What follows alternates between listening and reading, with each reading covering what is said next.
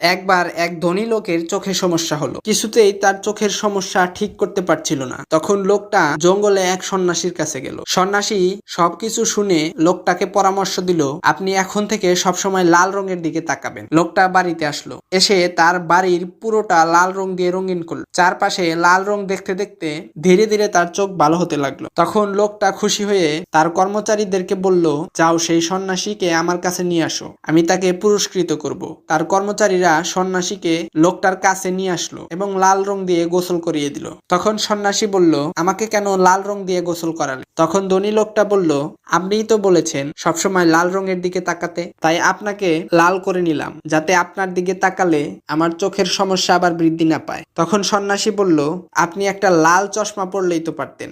আসলে আমরা সমস্যায় পড়লে আমাদের চারপাশের সবকিছু বদলাতে চাই, কিন্তু নিজে বদলালেই যে সমস্যার সমাধান হবে সেটা আমরা লক্ষ্য করি।